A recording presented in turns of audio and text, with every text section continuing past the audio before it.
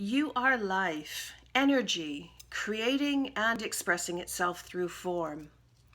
And I'm looking at the leaves that are falling from the trees at the moment. The colors are gorgeous, the russets and the bright orange and the golden yellows. And I'm thinking that maybe when those leaves return to the trees in the spring, that they really will represent a completely new growth, not just for the trees, but also in relation to our own lives.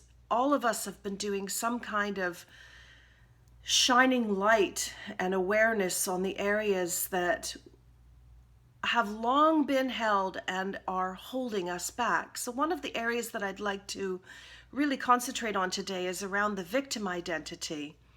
And so I know that there is a popular perception that if you identify as a victim, then you are giving away your power to someone else. And so it seems you are forever attached to those circumstances. But to understand what it is to hold that identity, it's important to understand why we hold it. And we certainly don't hold it because we think we're giving away power. We hold it because we think it gives us power, that there is a rightness in our position. So I come back to the words of someone, it was a son who was speaking at his father's funeral many, many years ago. And these words have really stayed with me. He said of his father that he thought it was more important to be kind than to be right. So putting aside kindness to others, let's talk about yourself. There is no kindness in identifying as a victim, ever.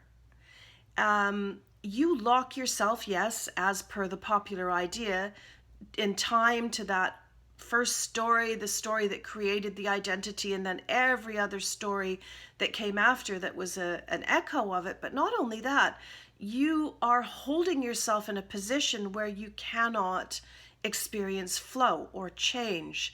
You are forever destined to form your life around that identity, and you will look for things, and things will seek you in events, in people that are drawn to you that match that identity. I know, looking at my own life, there was certainly a time that I did blame others for things that were happening to me. And I think I felt, interestingly, very correct in that at the time, but I was not happy, and I was certainly not able to make change. In fact, all I did was make the stickiness of my, what would you call it, of my hold in being a victim stickier and more likely for me to continue to feel that way. But there was a turning point in one particular situation that I'd created, and I remember realizing that so important that I could not change anyone else. And I wasn't even really sure at that point whether I could change myself. But what I did instead, quite a sideways step, is I got involved in a project that was a pure expression of me, really. And that reconnection with myself on a deep level, it pulled me out of a victim identity. It gave me a creative expression, which was fantastic for opening flow up within me and intuition. And it made me see really clearly how long I'd been blaming someone else for my circumstances. And so it's a little diversion, but hopefully serves to illustrate the fact that I was unhappy. I was not able to change the situation, and I created more of the same by continuing to hold that identity. So I don't think there's any merit in holding a position of being a victim.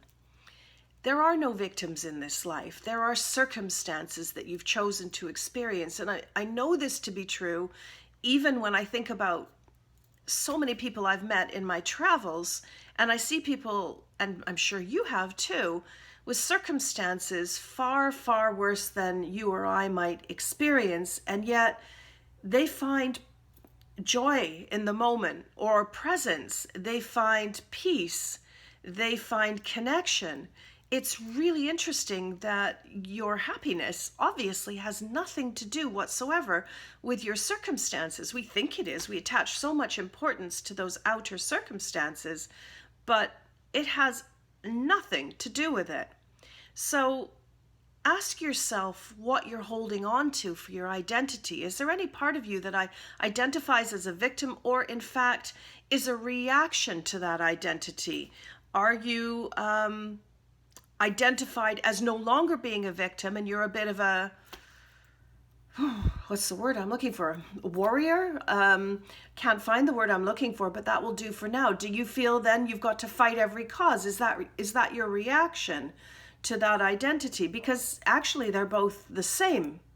So we're not any archetype or any particular title that we might choose to give ourselves. None of those things apply. We're everything, actually. We're creation realizing itself through form. So if you'd like to consider something different, if your mind will allow you just to consider that there might be another way, consider that you're not a victim.